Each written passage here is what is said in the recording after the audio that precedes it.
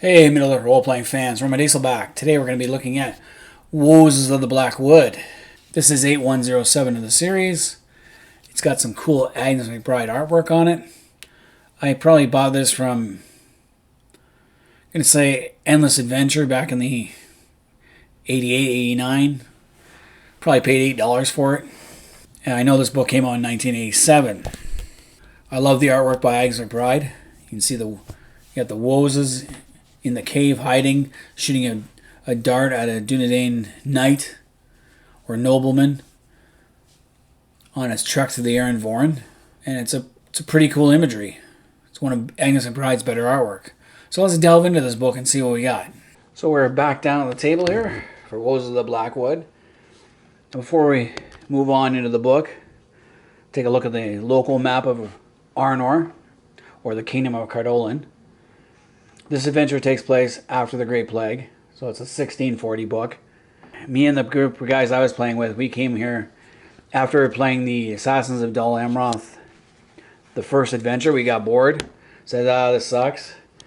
We hopped on a boat at Dol Amroth and we headed out to the Bay of Bephalis and started chasing an Umbarian warship that was heading north. We followed it all the way to the Eryn Vorn, which is down here, and had the adventure that's found in the Raiders of Cardolan. Our boat, however, got shipwrecked a little in the fight with the Corsairs, so we had to leave it and we had to trek across the Eryn Vorn, which is not the funnest thing in the world, which is where we get the Woses of the Black Wood. Obviously get the introduction, guidelines, player characters, 18 player characters that you can use as well. Either you can add them to your party or you can have someone new, just a one-timer, come in and use one of those. Then it goes right into the secrets of the Eryn Vorn. The Eryn Vorn is the Dark Forest. The Rast Vorn is the Dark Cape. It's called the Dark Forest because it's one of the primordial forests that once covered all of Eriador. The old forest next to the Shire would be akin to it. And the Anorians never really ventured too far in there. Now, the people that live on the edge of the forest are called the Seal Speriang. I know I'm butchering the names here. My pronunciation sucks. They are a Dunish tribe that entered Arnor in the early 3rd Age, and they're the descendants of Sparrowhawk. They have settled along the edges of the Eryn Vorn, and basically it's pretty peaceful out there. Nothing ever really happens out there as far as greater politics go. Angmar never even came close to going there.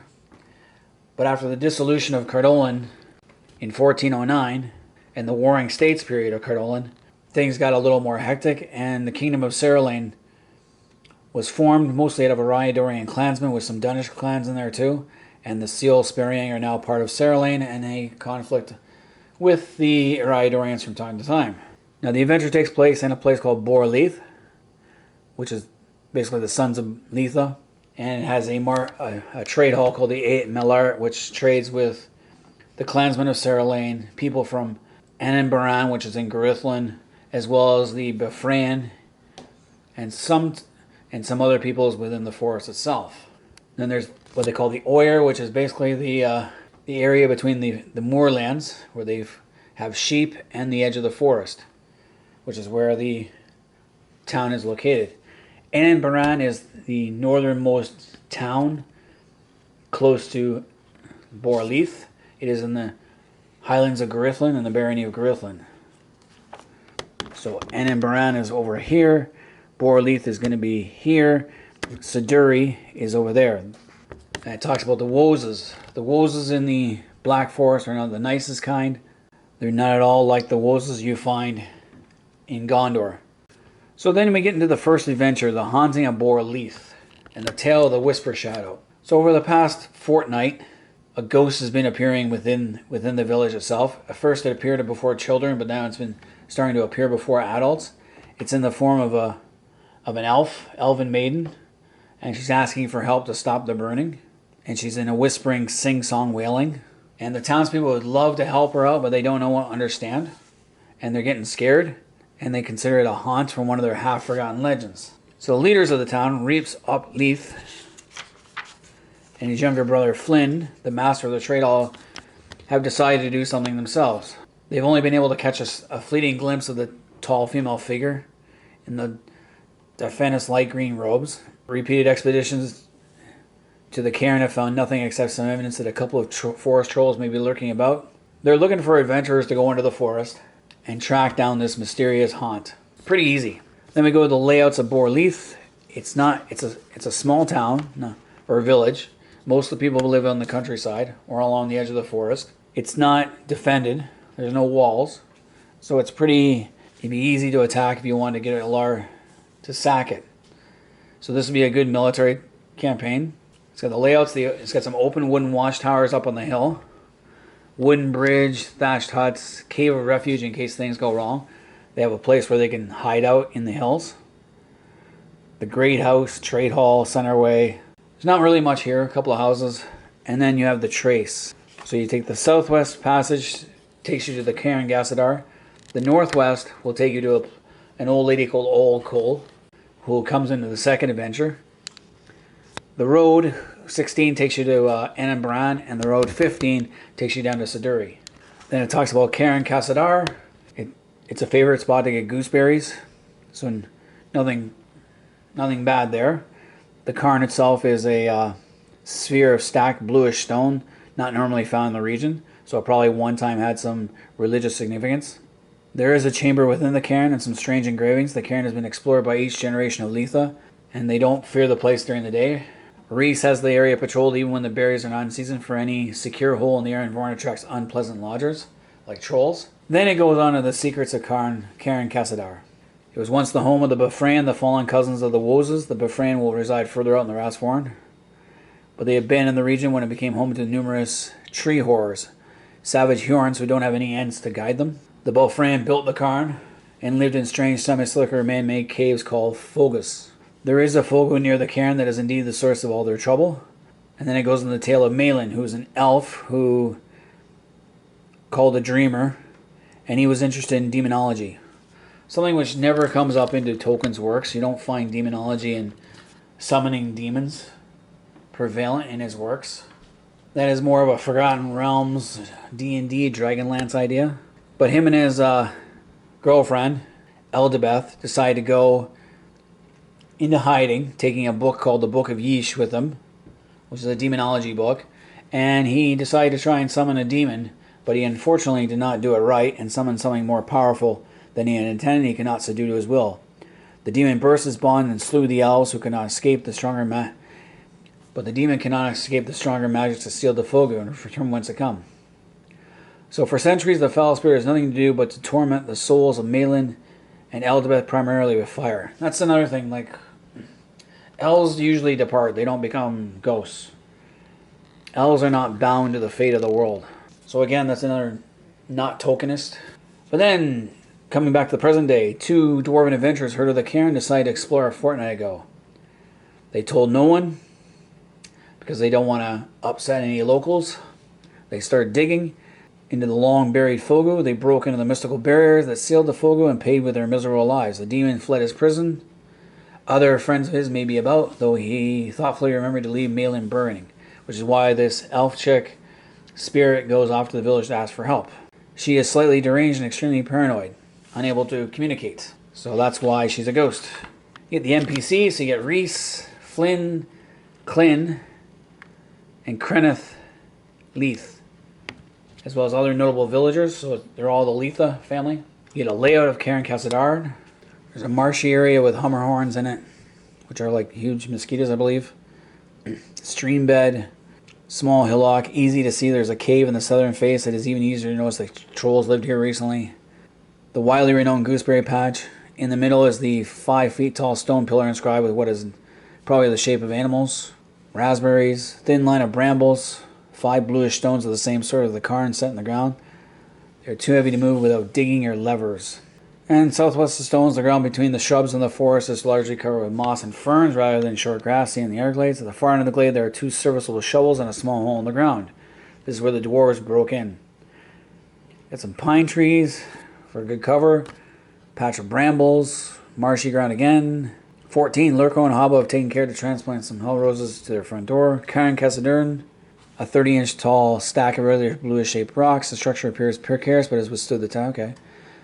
It is very hard to notice a thin wisp of smoke rising from the cairn if the troll's fire is going. Entrance to the cairn, Grove Hazelnut. So, it gives you all the descriptions of what's going on there. 15 is Cair Cassadern.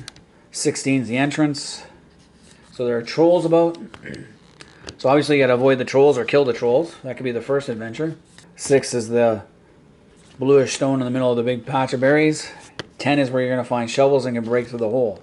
So then it goes into the interior of Cairn Cassadern. So obviously it's a troll hole. You got to get rid of the trolls. First adventure right there. Not a good idea to be poking through a bend in Fogo with a demon while there are trolls at your backside. You get the trolls, then you get the layout of Fogo Malin. You go through the hole in the ground. Immediately you're going to find 2 dwarven bodies. You can probably get some weapons out of them. They will rise up and attack through necromancy, courtesy of the demon. There are also 4 tall columns of gold on a marble base are lined across the chamber. They are supported by a thin golden chain covered with glyphs. It's only plate and worth about 40 gold pieces, so at least you get some money out of it. There's a minor demon left to guard the Fogo. Will materialize here to coordinate his attack with that of the dwarf corpses. So you get a minor demon on top of that. So you're not going to go in with the level 1 guys. You might want to grab some of those PCs that are higher level and let them lead the way. There's a cave-in, so you have to dig your way through the cave-in, though it's much easier to gain entrance by digging through the roof. So that flat marshy spot they were talking about with ferns and moss instead of grass. There are some traps in here. So when you go deeper into the recess, there's not much but flooded. You got some flooded areas, you got some fallen areas, a 7-pointed star on the map. You follow the map. It's when you get to 25 that you start seeing stuff. You'll hear the screams of Malin. Eldebeth will appear again. And by the golden chain, you'll find the skeleton of a female elf charred just in front of the chain. And then 30 is where you find the mortal remains. So basically, the fire phantom for a Malin is most likely to appear here nearby his corpse, and it will do damage, like a fireball attack kind of thing. The best thing to do is to douse his body with water. It's the only way to save him and break their torment, so they can go off to the halls of Mandos. So this adventure is pretty cool, actually. You tackle trolls, you break into you go searching, you find 2 dwarven guys who are dead and ready to attack you, plus a minor demon. It's a pretty good first adventure. We enjoyed it. Again, you need someone who higher level. You need a couple of higher level guys. We had guys who were all level 5s and 6s when we did this. So we were all loaded for bear. So it was no problem to do it. Starting the players, obviously you're starting. You get aids. The obstacles are obviously going to be the trolls, the animated dwarves, the dead dwarves, the minor demon, plus the spirits of the elves. You get some rewards for the trolls' heads, and you're going to get some money for the exorcism. The Leath are going to be grateful. So a medium size, like level 3 to 5, would be great for this. It gives more backstory for Eldebeth and Malin, what happens to them, and tells you how to save Malin, which is what I said before. At least a gallon of water has doused the pitiful remains of his body. So once you've done that and get the gratitude of the village, you can go to the second adventure. Adventures around the Cabden. 10 miles northeast of Bor Leath, deep in the Eryn Vorn, lies the cozy home of Old Cole. She's an old lady and animist. She lives out there by herself. She's a great place to get information about the rest of the forest, any herbs you need. The villagers like her. So Old Cole is 90 years old, but she's up there in age, and she has a natural empathy with animals. She has animal friends that will help her, but they're not enough to stop a major demon. The demon has beguiled her and made her a slave to his will, so you don't know that going in. You'll find that out later. She has a bear that's her friend. Not always the nicest thing. There's also and then there's the Narok, the one that Malin summoned, is lurking in some caves behind her, in a cliff behind her Old Cole's home. He's an 11th level lesser fire spirit, so he's going to be nasty. So this adventure is basically to get rid of the demon. So then it gives you the area around the Cabden. You take the trail going northwest to get there. Now 5 and 6, there's a shrubbery of dwarf cedars and 6 is a shrubbery of Hilfin roses. I guess they're spikes. I don't know what they have with shrubberies in this thing. It sounds like Monty Python and the Holy Grail, where the knights who say need a shrubbery. We want a shrubbery. A shrubbery? Yes, a nice one. So you get a nice shrubbery in number 5. You can take it back to the. You can take it back to the village. Cole's cabin. You have to cross a rope bridge at 2. Though you can go through the forest to the south and come that way, but it's not seen as being polite. You'll see a cave off to the other side, though it's uninhabited and there's nothing in it. Though you don't know that until you go down. 7 and 8 are bear territory, where her bear usually goes. Her cabin is 9. 10 is a chestnut tree. Okay. 11 is the apiary, where she has bees. She keeps fierce bees, and they will help her if she's physically attacked. Not always nice to have bees. Then there you can see the cliff. There's a ledge, and it's the ledge that's important because that's where the entrance to the caves are. 14 on the top of the ridge or cliff. There's a Hjorn, which will not make your day any easier. Luckily, the group of guys I had, we had a dwarf with a very good axe, and he knew how to use it. So the Hjorn wasn't as much of a problem as it normally would be. You don't want to be looking out the edge of the cliff and have a horn punch you in the back, or grapple with you and throw you off the side. 5, you'll see a pulley mechanism that I wouldn't trust. You quite literally want to use your own ropes. There's a Dumbledore nest. Because old Cole is getting old, her magic's faded. Many Dumbledores have come into this area to prey upon her bees, okay? So they could sting you too, kind of like the Asian hornets. Those huge ones you see. Berry vines, okay. So then once you get to the ledge, in 13, you go down to the mine upper level. You'll see a cave entrance for the entryway, front room of the cave. 4, there's an inscription rendered in Dwarven Sirith and Sindarin inscription rendered in Dwarven Sirith. Hard to find. They read red clouds on the east wind. The back portion of the cave, you can see where there's ruts for mining, and the secret door, -50 to find unless the inscription at 4 has been spoken aloud. So you speak it aloud. It's a dwarven thing. Next you go on the passageway, sloped shaft, natural cave, carts, and a corridor that goes off. The demon will be hiding in the carts to attack. You get a slope shaft, mine shafts with side passages, mine shafts with several side. So a lot of mine shafts. Small cave chamber at the end, and there's a pit trap in 25. Hard to figure out, but it's the only way to go to the next level. Once you get to the next level, there's a chimney entry, and this is where the demon comes in and out. Well, there's a 1 meter deep pool of water. It doesn't help your fall, but it definitely affects the demon. There's more cave bends, mine shafts, sloping shaft, passage fork. These layouts are great for any other dwarven or orc holes. Even a hobbit hole would be good for this. Rockfall, flooded shafts, cave. The demon's lair is 13, and there's some treasure there. So this adventure is to free Cole from the demon's will and to fight the demon. Harder adventure this time, because you're also dealing with a horn in the background, plus a bear if he gets pissed off, and some bees. Aids, obviously exercising the villagers will help you be more cooperative. Obstacles, obviously reaching Cole and determining that she's been bewitched. Finding and gaining entrance to the mine, getting in the mine, and fighting the demon. Rewards, obviously anything you find. A demon's head will give you 50 gold pieces. But you also learn about the other story, which will lead you to adventure 3. Encounters old Cole. She will look like she's dead.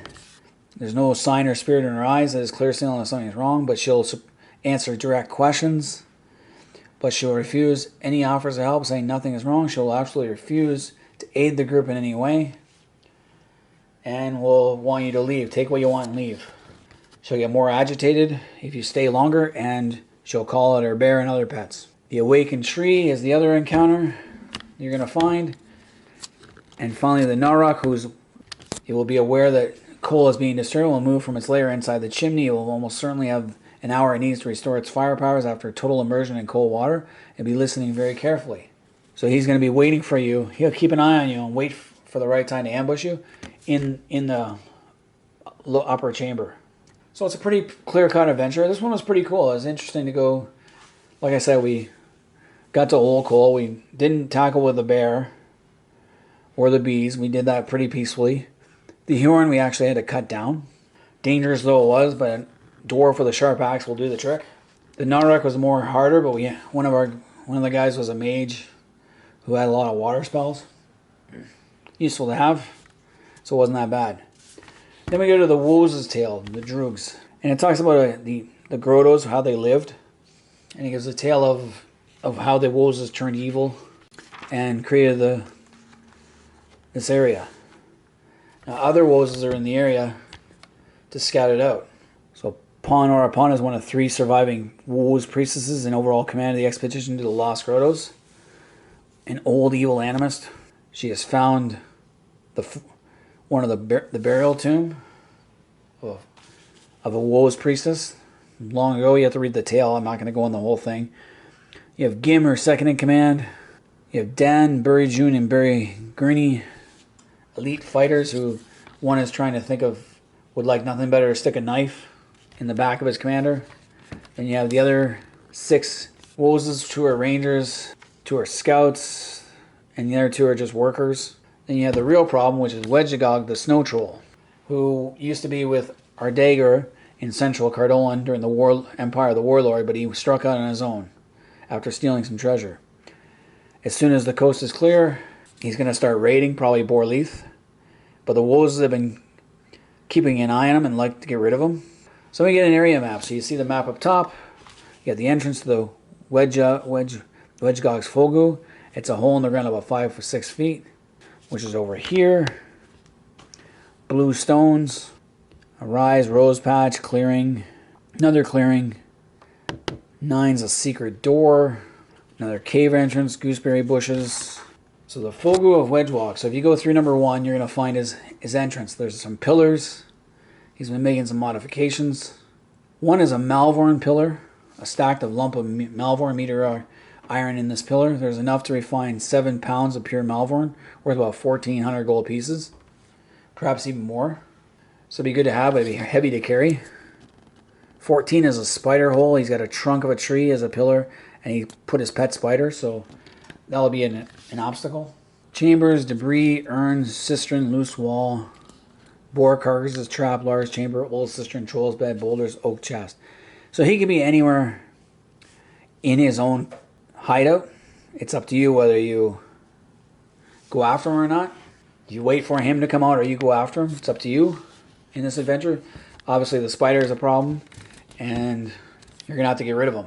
He's the first part of the adventure. Though having Woses on the outside is not a good idea either because they have poison darts. There's also a crypt. It's the final resting place of this original murderous matriarch of the Wose colony that was here. Must resist an 8th level spell or take a cold hit, so the crypt is 20. You find that by a secret passageway. Her spirit will unavoidably awaken if the crypt is broken into. She'll take action until attacked. She'll take no action until attacked or someone bends over her. She will then grapple with that fool, attacking anyone else with spells. So it's not like Sleeping Beauty where you go kiss her and she's going to wake up. This time she'll wake up. You get a banshee. You get the treasury, though some of it's trapped. So that's the first part of the adventure, getting rid of a snow troll. Second part, the Forgotten Grottos entry level. There's a lot of traps and it's hard to get into without... I like the layout for the Fogu, the Grottos. Ladders, secret doors, guard rooms, passages, hallways. And that's just the entry level.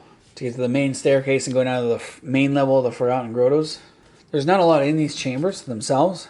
There's no treasures, but anytime you might run into the Woses inside. If you don't run into them outside, you're gonna run into them inside. There's also a cave bear in the area. Not something you want to run into. There's mine shafts, procession halls, meditation chambers, guard rooms. The Black Grotto, which is evil. Then by the time you hit 30, you start getting into their personal rooms, the armory, secret door, treasury. And then you go to the lower level. Stairs down from the main level, the door is locked, okay? Again, not much is there.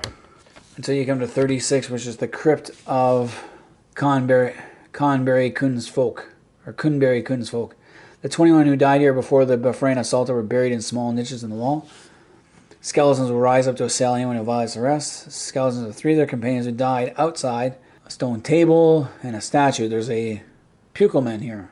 He was as a Pukelman, he was held against his will by the evil Woses, and would love nothing better than to go back to his own people. So you can rescue him. So it's just this one down here. Once you get past the Woses, get rid of them. Then you can explore the bottom. Task: just exploratory looting. Starting the players, aids, obstacles, rewards. The troll is a level 9. The ghost is a level 10. Encounters Wedgegog will be a formidable opponent, as will be the undead and the Woses. So it won't be an easy task, but it is doable. The encounter table. Finally you get the beast table and another map of Eryn Vorn, black and white. So that was Woses of the Black Wood. What I thought it was an excellent adventure campaign. The 3 adventures were pretty cool. They meshed well together, especially the first 2. It was more for mid-level than low-level as far as ready-to-run adventure playing goes. And the layouts were just excellent. Had a lot of interesting characters to go chase down. A lot of different creatures. Exploring forgotten ruins. It's always great. That's what adventuring's all about. It was fun to play with a group of guys, and I would definitely one of my favorite ready-to-run adventure modules. And it's in an area that never really gets mentioned too much by Tolkien, other than a geographical location. So I was pretty pleased with it. All you Lord of the Rings fans out there and Middle-earth role-playing fans out there, let me know if you guys had this book, and what did you think of playing with it? Was it fun to play with? And leave comments in the comment section. Hit that like button, subscribe if you're new to the channel. Until next time, I'm Roman Daisel. I am out of here.